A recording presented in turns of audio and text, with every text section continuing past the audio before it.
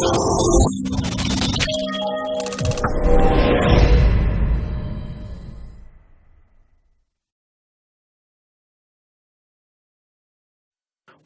to the second session of the General Operational Management Module, Controlling Physical Resources. In this session, we'll be looking at the various physical resources we have in our businesses as SMEs and why it is important to manage them for better productivity. We'll also be taking you through the 5 steps to managing the 4 types of resources in your businesses. As earlier said in the objectives, there are 4 types of resources. The first being the human resources, which is also called the manpower. In most businesses, even as SMEs, we have workers or staffs working for us. These resources are known as the human resources in our businesses, and they're very important for achieving our objectives as SMEs. What is the second resources? It's called the finance. This is also called money. Most businesses need capital to start up. Finance is a resource which every SME seeks for to secure, enable to buy or provide other resources needed in the businesses. The third, which is the equipment. If we're able to achieve the finance, the capital for our businesses, we'll be able to procure equipment or machines we need for production, for other services that we might need in the business. And finally, the material resources. This can be said as the materials we need in production to achieve our product or a service.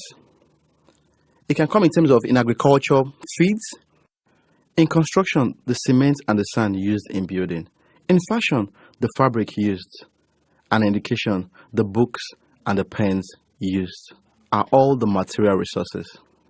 So let's take a look at the 5 steps process to managing these resources we have identified. The first step, deciding what you want to achieve. For example, an SME deciding to venture into catfish farming or poultry farming. The second step, making plans to achieve it. This basically means the SME having the required skill and knowledge to set up the business or create the product. The third step, specifying the necessary resources. Having acquired the knowledge and skill to set up the business, the SME can now identify the specific resources needed to create the product. For example, in the catfish farming, the resources needed will be the fish pond, the feeds, the figurines, the labor, and the required capital. The fourth, locating, acquiring, and preparing those resources. This could be where the SME can find, acquire, and turn these resources to finished products. And finally, controlling and organizing these resources to best effects. Let's take a look at the difference between equipment and technology. This is because managers seem to be confused about which is technology and which is equipment. Actually, equipment is part of technology, and equipment is actually tangible. It can also be controlled, while technology includes factors that may be beyond our own control as SMEs. So the machines and the tools we have in our businesses are our equipment, and also any other visible means used to change our resources to products or our services would also be part of our equipment. Whereas technology, the people in our businesses, the methods of our organization, and the information will all fall under technology. Let's take a look at planning for this equipment. How do we make plans for equipment? We look at the process plan. Why is a process plan important? Let's define what a process plan is. A process plan is a key document in our production. It allows us to know the exact operations and the inputs and the outputs for each operation in the business. In this way, we are able to know the material usage that will be needed to produce a unit of any of our products in our businesses. So it's advisable that SMEs in production do have a process plan to enable them achieve effective productivity. Another way of making plans for equipment would be SMEs making a capacity requirement plans. This is an important part of ensuring that a company can meet production expectation. If a firm fails to take steps before production, it may find itself unexpectedly unable to produce the amount of goods that it has agreed to make with its current facility. SMEs need to be aware of this plan because it actually improves their production processes. What are the common mistakes SMEs make in acquiring equipment? Let's take a look at some of them. 1. No real need. Most times, as SMEs, we find ourselves purchasing equipment that we really do not need in our production processes. Secondly, equipment not suited to our own infrastructure and environment. We might purchase equipment that we might not be able to use in the facility we've already built, or the environment might not be favorable to the equipment or machine that was purchased. Number 3, why purchase an equipment which might have the technical documents missing? Some of us as SMEs are guilty of this. Number 4, spare parts difficult to source. As SMEs, we might be guilty of buying a machine where you need to order the spare parts outside the country of production. And lastly, lack of capable technicians within the enterprise. As SMEs, it's advisable we have workers or technicians within our businesses who can maintain or manage this equipment we've purchased. So what are some of these concerns we might have in selecting the equipment we want to purchase? Number 1, suitability. With the current capacity, technology, and development strategy of our business, is the equipment suitable? The cost. We need to pay attention to the costs of setting up, training our staffs, and also testing the machine. Number 3, energy consumption. What is the energy consumption for the equipment we want to purchase? We should be looking at equipment which consumes the least amount of energy. Number 4, the labor required. What is the amount of labor required for the quantity and quality of the local labor market in which our businesses are set up? Number 5, the input material requirements. What is the availability of the materials for the equipment in our own local market? Number 6, adaptability. Can the machine operate well in the local environment where we do our production? Would it adapt well to the temperature or to the humidity as well? Number 7, environment influences. What is the equipment's impact on our own environment? And lastly, other factors like, is the equipment user-friendly? Where's the availability of the spare parts? And do we have technical support for the equipment? Let's take a look at arranging the equipment. What are the factors we need to consider when arranging our equipment in our production facilities? First of all, accessibility. Is it easily accessed? Secondly, maximum safety. The equipment should be set up in a way that it offers no danger to any of the employees or staff. Thirdly, best use of space. How well do we use the space allocated for the equipment? We need to be conscious not to put the equipment in a place where it affects movement of workers or employees in the production facility. Number 4, minimum distance. Number 4, minimum distance. The equipment should be within reach of the workers in the factory. Number 5, one-way flow. There should be a one-way flow for the production equipment. And lastly, minimum discomfort. The equipment should not be of any inconvenience to any of the workers or staff in the factory. Now let's take a look at the day-to-day difficulties we might have as SMEs in using our equipment in our businesses. Some of the challenges might actually be people not properly trained. For the equipment that we have purchased, we might need to train personnel to be able to handle the equipment. So that might be a challenge if we don't have the staff that are not trained properly. Secondly, machinery breakdown. This happens a lot in our businesses. Thirdly, insufficient equipment. That can affect our production capacity. Number 4, inappropriate use of equipment, using our machines for other things. And number 5, abuse of equipment. This is mishandling of the equipment by our workers or employees. And lastly, incorrect use of equipment. So how then do we determine equipment efficiency or realize the optimum value of the equipment? The criteria we'll be using to evaluate equipment operations would be: 1. Downtime, the time during which a machine is out of action or unavailable for use. Secondly will be the operating speed. The actual operational speed is lower than the design speed or minor stoppages. The third one, defect rate. And lastly, the SMED. What does SMED mean? Single minute exchange of die. This is a practice Toyota uses to reduce its time of changing broken parts on the assembly line to 1 minute so as to maximize use of equipment and increase speed of production. Now let's take a look at what stock and inventory means in our businesses. What is a stock? The stock consists of all goods and materials that are stored by an organization. It is a store of items that is kept for future use. This is a finished product that is sold by the business. In some cases, the stock is also the raw material if the business also sells those products to its customers. An example would be in a car dealership where the stock includes cars but can also include tires, engine parts, or other car accessories. Inventory.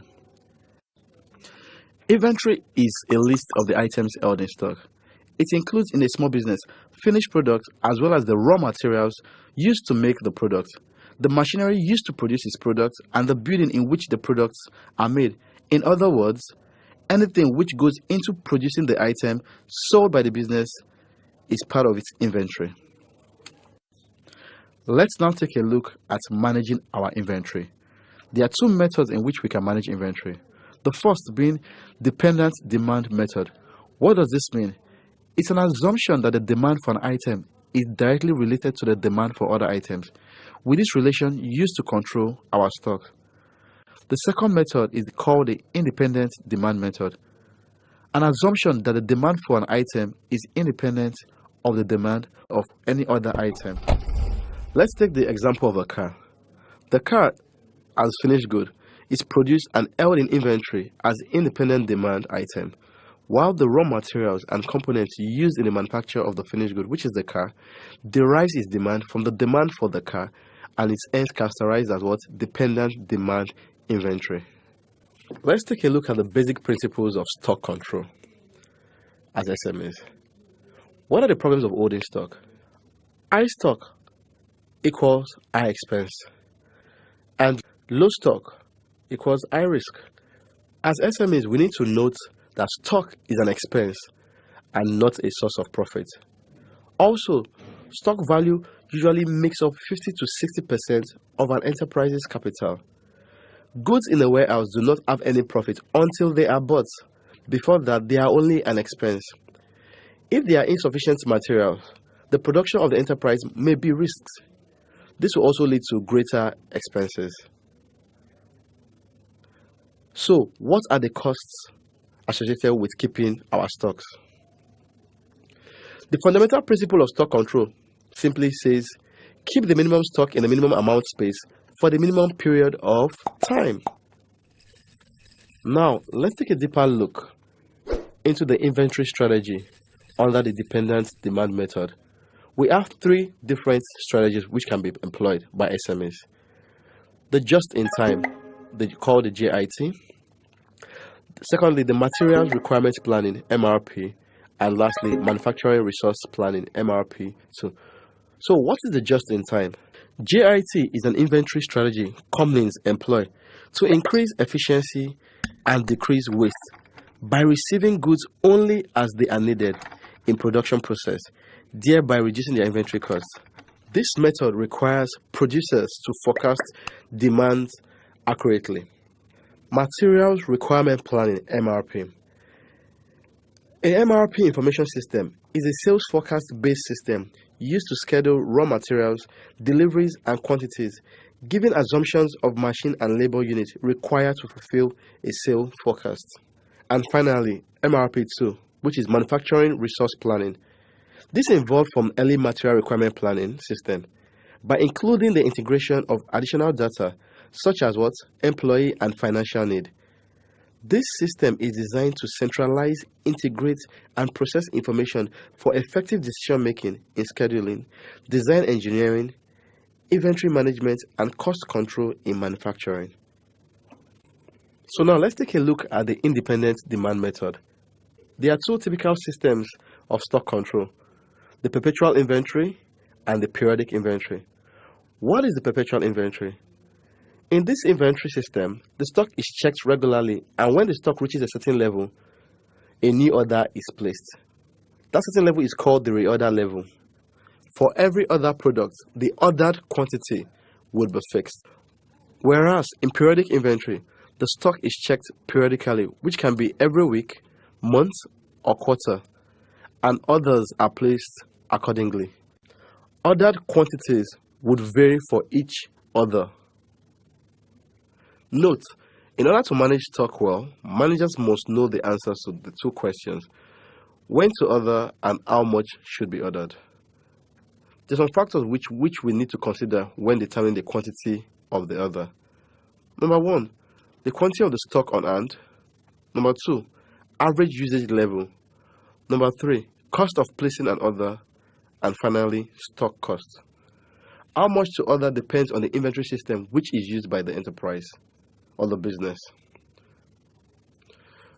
For the periodic inventory system, open to buy method, and for the perpetual system inventory, it's called the economic order quantity method. So what is an open to buy method? An open to buy method is an inventory management tool that helps you as SME figure out how much inventory you need to buy on a monthly basis to make your sales projections. The goal of the open to buy method is not to keep you from buying. Rather, the goal is to ensure the correct inventory level so you do not have much or too little inventory. The second inventory management system we mentioned earlier, called the economic order quantity. This is the lot size that minimizes total annual inventory holding and ordering costs. This can also be said as the order quantity of inventory that minimizes the total cost of inventory management. Two most important categories of inventory costs are ordering costs and carrying costs. Ordering costs are the costs that are incurred on obtaining additional inventories. They include the cost incurred on communicating the order, transportation costs, whereas carrying cost represents the cost incurred on holding inventory in hand. They include the opportunity cost of money held up in inventories, storage costs, and spoiling costs. Ordering costs and carrying costs are quite opposite to each other. If we need to minimize carrying costs, we have to place small order, which increases the ordering cost. If we want to minimize our ordering costs, we have to place few orders in a year, and this requires placing large orders, which in turn increases the total carrying costs for the period. We need to minimize the total inventory cost, and the economic order quantity model helps us to do that. Total inventory cost equals ordering costs plus holding costs. Now let's take a look at the factors we consider when we're managing our stock. We have the lead time. The lead time is the time from the order to the delivery of material. We also have the safety stock. This is the amount of stock you should carry to protect yourself against unforeseen delivery delays and to allow for potential increase in use. And lastly, we have the average use. Average use is just the rate at which the stock is used. So the enterprise should determine the amount of stock by guarding against a shortage of materials. So as SMEs, when do we reorder? The reorder point is the level at which the enterprise should place a new order to ensure that the stock issued during the lead time does not eat into the safety stock. We have come to the end of the session. In this session, we discussed the various types of resources we can have in our businesses and the various steps to managing these resources. It's now time for you to take your end of session activity.